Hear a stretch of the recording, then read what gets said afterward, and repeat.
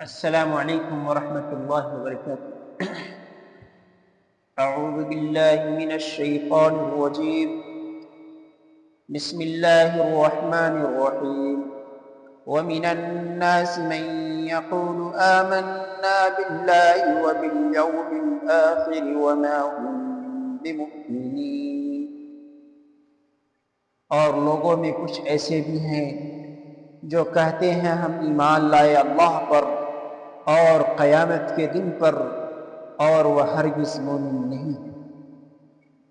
یخادعون اللہ والذین آمنوا وما یخدعون الا انفسهم وما یشعرون، دغا بازی کرتے ہیں اللہ سے اور ایمان والوں سے، اور دراصل کسی کو دغا نہیں دیتے مگر اپنے آپ کو، اور سوچتے نہیں ہیں۔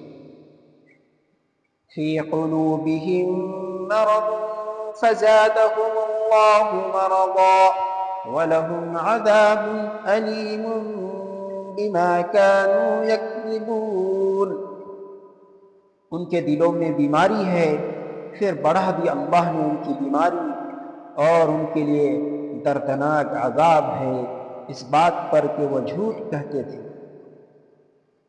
وَإِذَا قِيلَ لَهُمْ لَا تُفْسِدُوا فِي الْأَرْضِ قَالُوا إِنَّمَا نَحْنُ مُصْلِحُونَ، اور جب کہا جاتا ہے ان کو فساد نہ ڈالو ملک میں، تو کہتے ہیں ہم تو اصلاح کرنے والے ہیں۔ أَلَا إِنَّهُمْ هُمُ الْمُفْسِدُونَ وَلَكِنْ لَا يَشْعُرُونَ، جان لو وہی ہے خرابی کرنے والے لیکن سمجھتے نہیں ہیں۔ وَإِذَا قِيلَ لَهُمْ آمِنُوا كَمَا آمَنَ النَّاسُ قَالُوا أَنُؤْمِنُ كَمَا آمَنَ السُّفَهَاءُ أَلَا إِنَّهُمْ هُمُ السُّفَهَاءُ وَلَكِنْ لَا يَعْلَمُونَ، اور جب کہا جاتا ہے ان کو ایمان لاؤ جس طرح ایمان لائے سب لوگ، تو وہ کہتے ہیں کیا ہم ایمان لائے جس طرح ایمان لائے بیوقوف؟ جان لو وہی ہے بیوقوف لیکن وہ جانتے نہیں ہیں۔ وَإِذَا لَقُوا الَّذِينَ آمَنُوا قَالُوا آمَنَّا وَإِذَا خَلَوْا إِلَى شَيَاطِينِهِمْ قَالُوا إِنَّا مَعَكُمْ إِنَّمَا نَحْنُ مُسْتَهْزِئُونَ، اور جب ملاقات کرتے ہیں مسلمانوں سے تو وہ کہتے ہیں ہم ایمان لے آئے ہیں، اور جب تنہا ہوتے ہیں اپنے شیطانوں کے پاس تو کہتے ہیں بے شک ہم تمہارے ساتھ ہیں، ہم تو ہنسی کرتے ہیں مسلمانوں کے ساتھ۔ اللہ ہنسی کرتا ہے ان سے۔ اللہ یستہزئ بہم ویمدہم فی طغیانہم یعمہون، اللہ ہنسی کرتا ہے ان سے اور ترقی دیتا ہے ان کو ان کی سرکشی میں، اور حالت یہ ہے کہ وہ عقل سے اندھا ہے۔ حضرات، سورہ بقرہ کے اول 5 آیتوں میں متقین اور مؤمنین کا تذکرہ ہے، پھر 2 آیتوں میں کھلے طور پر قرآن کا انکار کرنے والوں کا تذکرہ آیا۔ اب یہاں سے 13 آیتوں میں ایسے منکرین کفار کا تذکرہ ہے جو ظاہر میں اپنے آپ کو مومن مسلمان کہتے تھے مگر حقیقت میں مومن نہیں تھے۔ ان لوگوں کا نام قرآن میں منافقین رکھا گیا ہے۔ مذکورہ آیات کے پہلی 2 آیتوں میں فرمایا کہ لوگوں میں بعض ایسے بھی ہیں جو کہتے ہیں ہم ایمان لائے اللہ پر، حالانکہ وہ بالکل ایمان والے نہیں ہیں۔ اس میں ان کے دعوے ایمان کو غلط اور جھوٹا قرار دیا گیا ہے کہ ان کا یہ محض فریب اور جھوٹ ہے۔ یہ بیوقوف اپنے سوا اور کسی کے ساتھ چال بازی نہیں کر رہے ہیں، کیونکہ اللہ تبارک و تعالیٰ تو ہر دھوکہ اور فریب سے بالا تر ہے ہی، اور ان کے رسول بھی وحی الہی کی وجہ سے ہر دھوکہ اور فریب سے محفوظ ہو جاتے ہیں۔ البتہ ان کے دھوکہ فریب کا وبال دنیا اور آخرت میں خود انہی پر پڑتا ہے۔